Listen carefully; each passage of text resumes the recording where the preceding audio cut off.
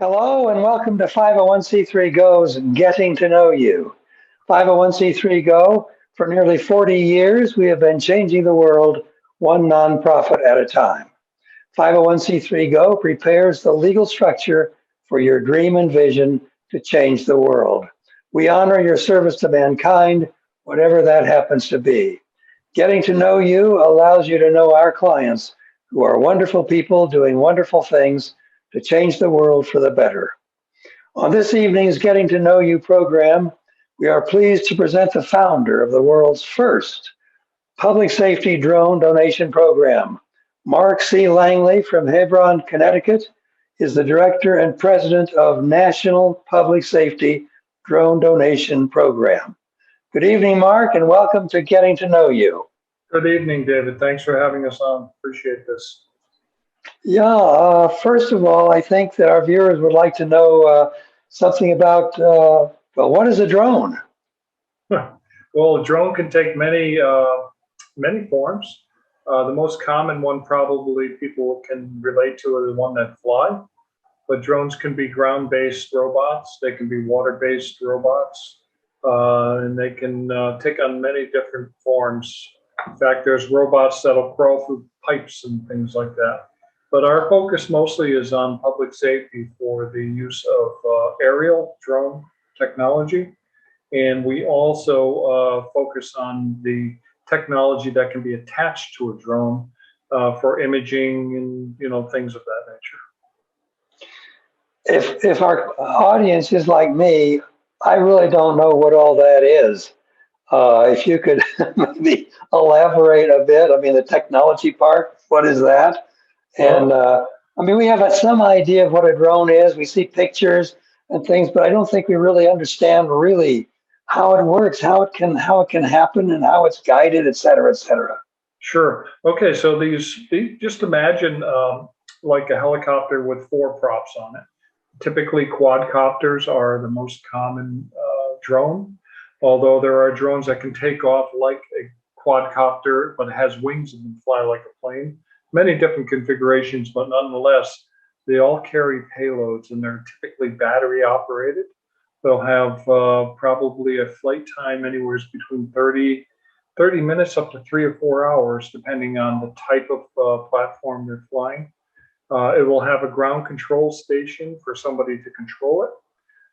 If anybody's familiar with FPV, first person view, these guys that race with the goggles on and they race these drones, that's another type of drone, but it's pretty much everything you put into the stick is what that drone does. The drones that we provide have built-in IMUs, which know the latitude, longitude, GPS location of the drone.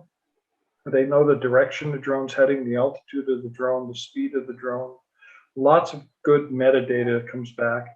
And also, most of these drones carry a really good camera. We're probably seeing it more and more on Discovery Channel and news stations. There's drone coverage. A lot of the TV stations now, the news stations have their own drone programs, and they use it to capture footage. It's a lot more cost effective, David, than to hire a helicopter at, let's say, $6,000 to $10,000 an hour to get out there. So there's a lot of advantages to a drone. They can be quickly deployed. They can be very small. In fact, I should have grabbed one for your podcast so I can show one. But if anybody's interested, they could go to our website, NPS-DDP.org, and I'd be more than happy to send them some information about what drones are, what they look like, and prices and things of that nature. Yes, well, Mark, could you tell us something about your background? Sure. My background has nothing to do with drones. My dad was an electrician, and I grew up in the trades, and I ended up out of high school going to HVAC school, heating and air conditioning and refrigeration. For many years, I had my own refrigeration and air conditioning business. And then I sold that when my kids came around, and as life happens, right?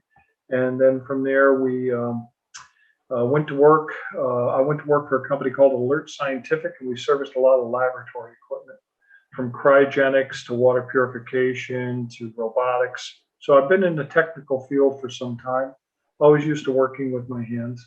And from there, we just got to this point to where I ended up owning a drone company. That happened strictly by accident. I went to, I don't know, maybe 2015, 16. I bought one of these cheap little drones in the convenience store, that you buy for like 13 bucks. And it was very hard to fly. And I figure I'm going to get the hang of this. So I got pretty proficient at that. Because everything you do with the sticks is what that drone does. So those are really good drones to learn on. They may be cheap drones, but they're really, really good to learn to be a pilot, to be proficient. Because the next step up with the drones that we offer, when you take your hands off of the sticks, the drone just hovers. It just stays there and it waits for its next command. A lot of these drones, David, have the autonomous flight modes to where you can fly a flight mission pre-planned. You just hit go, the drone will take off, it'll go and fly its path and just do some amazing stuff.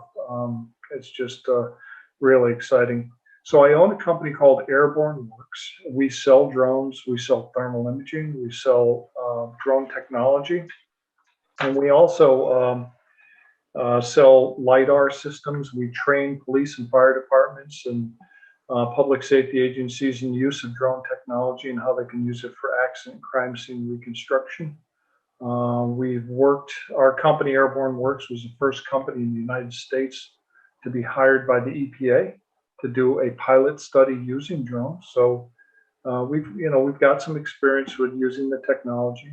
And our most recent project with the EPA involved a very interesting technology called hyperspectral imaging, which looks at every spectrum under the light, under the sun that we see with our eyes, even more than we could see in our eyes. They can gather data with a drone from this. It's just an amazing technology. A lot of different opportunities. But one of the things that really drew me to start the foundation was the cost factor of some of this hardware is so high that, it's not in the budget. It really is not in the budget. So one of the things we found out, and I was very surprised to learn, and maybe your listeners don't know this, is that about 73% of all fire departments in the United States are 100% volunteer. Now try to wrap your head around all the men and women giving of their time, energy to help other people. Some of them don't come home because it's a dangerous job. That does not take away from the people that get paid for to work on fire departments and police departments. They are very, very brave as well. But I just can't wrap my head around all these people that volunteer their time. So for us, we're getting the same messages back when we were trying to sell them thermal imaging or drones. Look, Mark, it's not in the budget. What are we going to do? So what we ended up trying to do was reaching back to the manufacturers that we resell for, ask them for a discount to us so that we could help public safety. And that wasn't going to happen. They're all about the almighty buck. So I was trying to figure a way to help them and stumbled on the idea of a nonprofit, starting a nonprofit. This way here, I could give them the hardware free of charge. All I need to do is get the backers to help us to buy the hardware or donate used hardware, because we do accept used drones as well. I'm very proud and happy to say that we're just announcing next week a new relationship with an organization called Women in Drones. And we're also going to partner with Ed Wozniak, the co-founder of Microsoft. He started a program called WozEd, where they help kids learn about drone technology as well as other technologies. So the drones that we receive that we can't give the public safety, that just don't have maybe they're older technology and we can't get parts for them anymore, but they're still safe to fly, they still work. We're going to start donating to STEM programs. So we not only donate to public safety, we donate to STEM. So we're really excited about it. And thanks to you, quite frankly. Well, let's say we have a fire department. How can the drone help the fire department? Okay, there's a number of ways. As we mentioned earlier, air support's always been something of value, right? The military started long ago with air reconnaissance and just situational awareness from the air. And then when Sikorsky helicopters started in Connecticut, years ago when they developed the first helicopter, they started to see the value of these types of assets. But of course, with those assets comes a high cost, right? Fuel, aircraft itself, the pilots, and then you've got to get the asset to where the need is, right? So for fire departments, it's a no-brainer. If you could have, let's say it's a 3 or 4 alarm fire, a large loss, and they call in 3, 4, 5 different departments or engine companies to combat that. There'll typically be one or two people in charge of the command center, and they rely on the radio communication to tell them where to direct assets. And that can be time consuming if you think about it, because the vantage point from the air, from the ground is limited, right? You've got buildings, structures, trees, all of the things that could be in the way. But if you have an aerial perspective, now you can direct your assets where they need to be safely. Another aspect of public safety is thermal imaging. Now, thermal imaging is like it's a camera, but it only sees heat. It doesn't see like what we're looking at right now in a picture. It only sees a heat signature. So the beautiful thing about that is no matter how dense the smoke is, the thermal imaging can see right through it. And how many firemen have lost their lives stepping on a roof to chop holes in where the timbers below them are burnt out and they've fallen into the fire and perished? Didn't get to go home. Oh. How large can a drone be? I mean, could we ever see where a drone could actually rescue somebody, pick somebody up? Oh yeah. There's organizations out there that are working on that technology. I think in Dubai, they're already starting a drone taxi service, believe it or not. So they're very sophisticated. But for the need of what you're talking about, the key component is getting there in time and addressing the emergency and helping people. We had a recent donate. Well, we have what's called partner supporters, organizations that join us and help and believe in what we're doing, and they partner with us. And 2 of them are software companies. One of them is a hardware company. They're Fox Fury Lighting. They're based out of Oceanside, California. Amazing company, a family-owned business, and they donate lighting solutions for us when we make a drone donation. But the software companies donate software. One of these softwares, David, has got the ability to analyze images, RGB. When I say RGB, I mean red, green, blue, which is what we see right now on the cameras. This is what our eyes are used to seeing. When you take a camera, like a 20 megapixel camera as an example, 20 megapixel picture, that has 20 million pixels. So our eyes can only see certain groups of clusters of pixels, right? Because we can't really see at the pixel level. This software identifies at the pixel level. It's amazing. So for an example, if let's say a kid gets lost and they're wearing a blue jacket, as an example, we can use this software to analyze live video feed from a drone or pictures. And the current technology has been that you would take these pictures and you would give them to a person called a squinter, and they would look at these pictures under a magnifying glass. And the average squinter, a real good squinter, could identify man-made objects from natural features and try to pick out evidence or traces of that person being lost within 3 to 5 minutes. But you can imagine how tiring that gets on the eyes. This software will do 2 pictures in less than a second, and it'll do it at the pixel level. So these are types of technologies that we're giving to departments and teaching them how to use. It's really amazing. We recently did a donation of that very software out on the Navajo Nation in New Mexico. They had received a drone from the local coal company. That coal company saw the fine work that the Navajo Search and Rescue, Shiprock Search and Rescue was doing. And they said, listen, if you can raise $6,000, we'll come up with the other $6,000 and we'll buy you this thermal drone that they did the homework on. The coal company did. So they ended up getting the drone. They had never operated a drone before. The very next day, they had gotten a call for a lost girl, and she was You know, obviously parents are frantic. You know, this is New Mexico. This is hot summers, cold winters, scorpions, snakes, places you can fall and get very hurt if not killed. So they went out looking for her. They found her, and she was stuck in a culvert. She went into it. She was trying to get in a culvert. She got stuck. Her little feet were sticking out, and they found her. And another one that really is kind of speaks to the value of Well, let me just jump in before you tell the next story. Mhm. If you hadn't found that girl, she could have died. Without that goes without saying. Yeah, it's a very harsh Without environment. saying. Oh, Yeah, okay. there's a lot of people that die as a result of exposure or injury or that Mhm. fall that just don't get found. Some of them don't get found at all because nature takes its course or animals take their course or whatever the case might be. So, I'd love to hear the next story. well, the next one's another great story because uh, I don't know the exact timeline, but this gentleman who had dementia went wandering. And 1 day, 2 days, 3 days, he's not being found. They sent out search crews. They could not find this man.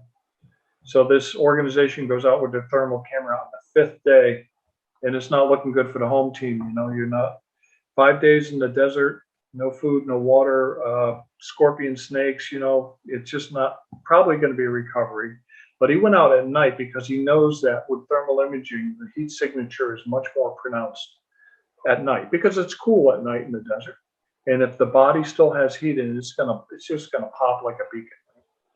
So he saw a lot of animals and whatnot, and his drone, the drone that he had, was running low on its battery. And what these drones are very smart. They have intelligence built into them. And so it knew that it had to come home, or would have to land somewhere. So it went into return home mode. And what they do is they go up to a predetermined altitude that the pilot will set, and it made a beeline for the person with the controller. What this guy didn't know was that beeline went right over a body of water that he wasn't even searching in because he didn't think to look in water for this guy. When he's flying over, he saw a beacon of heat in the water, and of course he couldn't stop because of the battery. He ends up going and landing the drone, puts a fresh battery in, flies out there. He flies down to where this beacon is. It's the guy standing in water up to his chest. Of course, the guy's got dementia. He's been out there 5 days. He probably has no clue of what he's looking at, this thing buzzing in front of him. So they had to fly the drone back as soon as they could. And it's not like a direct road out to where he was. It took them about an hour and a half to get out there. And by the time they got out there, they went out with a flashlight and calling for him. They had to go out and rescue him. Come to find out, the guy survived. He needed serious, serious medical attention, dehydration, there's just a whole thing. But he ended up saying that the reason he went in the water was coyotes were trying to kill him. Oh my gosh. So you can imagine one more day, the guy would be dead. And to get assets out, there's helicopters that can be called for this, but there's so much going on. You've got hospitals that have helicopters that will come out and help to do search and rescue when they're not doing emergency recoveries, or transport between hospitals or whatever. And New Mexico is a huge state. The Navajo Nation's, covers parts of New Mexico, Arizona, and Utah. So it's a big area. So this particular department has 7 saves and 1 recovery. One of the recoveries, which is a sad story, but a kind of a happy ending because it brought closure to the family. This young man went out for whatever reason during the winter when it was really cold at night and died of exposure. They weren't able to find him. In fact, the FBI was brought in. They searched for him too. They couldn't find him. They just assumed the worst case, that he's not going to be found. Well, this gentleman who got his newfound drone goes out searching. The first day he found this man, recovered his body. Well, that's good because otherwise the coyotes might have. Well, I don't know what the details were, but it wasn't. You can imagine he was gone for 5 months, so there wasn't much left of the gentleman. Oh, I see. Okay. His remains were returned to his family. So that's where the closure comes in. So to speak to the value of drones, I think just these two stories, speak. Yes. We had another one, a donation in the Rio Grande border. This was a drone donation made by Autel Robotics. Very good company. They make drones. They actually contacted our foundation and donated 14 brand new Evo drones with the hard bundle case and everything to departments that they researched on our website. They read every one of the requests, and they chose 14 departments. One of those was the Stark County Sheriff's Department down in Rio Grande border in Texas, right on the border. Their requests greatly, said they have a lot of people coming over the border, getting lost, dying in the desert, or dying trying to cross the river. So it's a bad. Plus, they've got a criminal component going on there too. So there's a need for a drone for different use cases, right? 48 hours after we donated this drone, 48 hours, they apprehended a guy who had a very long rap sheet. He had prior convictions for carrying weapons, assault with a deadly weapon. The guy was not a good character. And in Texas, if you've been in Texas, there's a lot of high bush. So that can be if you're trying to run and hide, that's a great place to go. If you're trying to find your way home, that could be a bad place to go because you get disoriented and you don't know where you are, right? So this guy was booking because he didn't want to get caught by the cops, by the sheriff's department.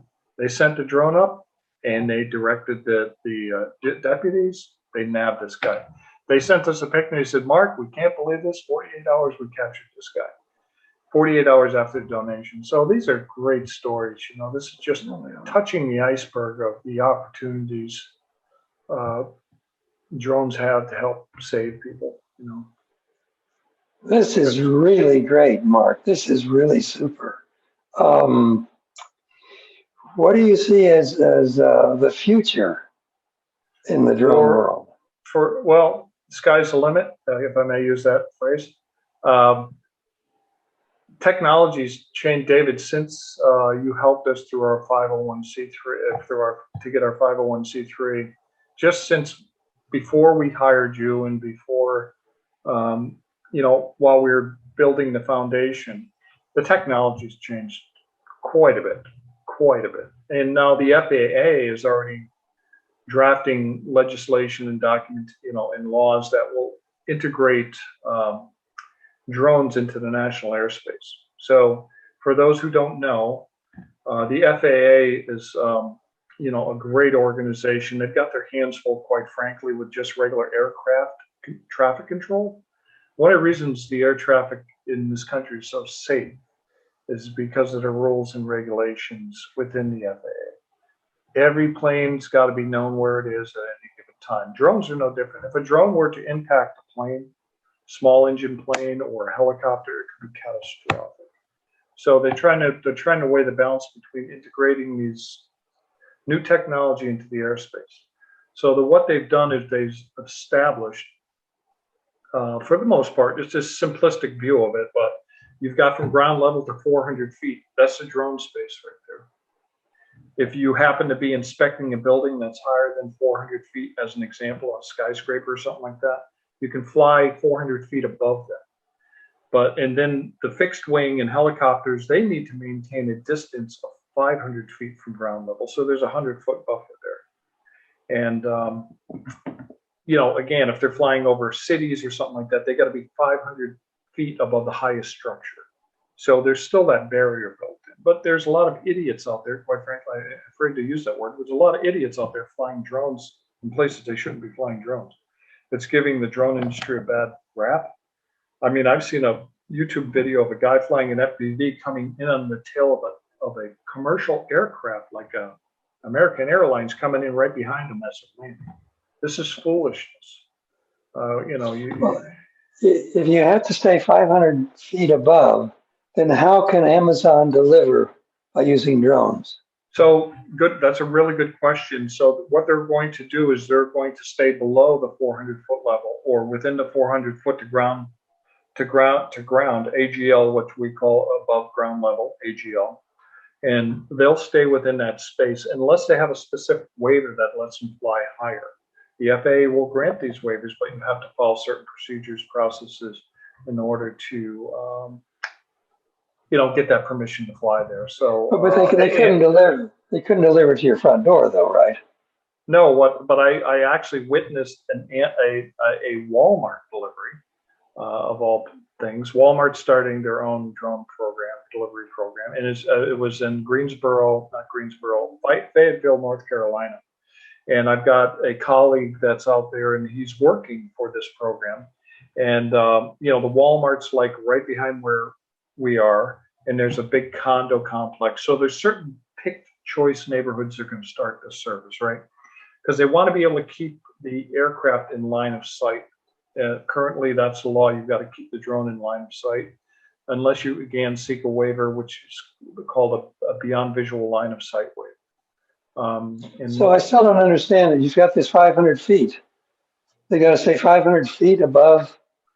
Fixed wing and helicopters must stay above. Oh, and the drones are 50 feet. Yeah, no, the drones are ground level to 400 feet. So you have a 100-foot window between 400 feet and 500 feet. So you could deliver to somebody's front door. Oh, without a doubt. This thing's got a cable on it, David. It just it hovered over the address, and it's got a camera, and it drops this cable. It'll come to about maybe 150 feet, 100 feet above the property, above the line, and it'll just drop the package. It's just amazing. So you could have your seltzer water or your shampoo. It's pretty cool. It's coming a long ways. There's a lot of companies doing testing. Everybody's vying for a position in this industry. But one thing I can say to your listeners, if they have kids that are interested in this technology, it's a great field to look into, because you don't have to be a pilot. You could be an engineer. You could be a designer. You could be a marketing person. There's just going to be a lot of opportunities. And we're not just talking public safety. We're talking construction firms. Look at the EPA and hired us to do some very interesting studies. Our company also mapped an entire island with the drone up in Cape Cod, because another interesting use case. Another nonprofit has money to keep the harbor clean and the animals safe. Okay, so they have certain areas. They're trying to protect the environment. And they're keeping an eye on this particular island, was called Dead Neck Island. And as the tidal surge comes in twice a day, in and out, it starts to deposit or remove sand. And some of these homes are pretty high-end homes, and they get upset when they start losing their beaches.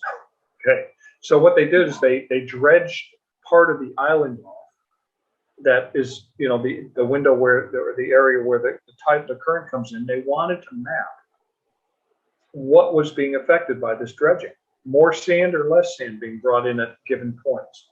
So again, another great tool, another use case for a drone, for something like that. Wonderful. Wonderful. Let me ask you, Mark, how you found 501c3 Go, and how was the process? I did a lot of looking, David. It was like we used to let our fingers do the walking through the yellow pages. It's like now it's some people that probably don't even know what yellow pages are. But I Googled, nonprofit. I'm looking for an attorney, a law firm to do it, because as I started to look into it, it was a pretty complex. Well, when you're dealing with the IRS, it's just complex. So your process made it very simple. It took a lot of effort on my behalf, because there's a lot of questions to answer. Right? There's a lot of information they want about you. So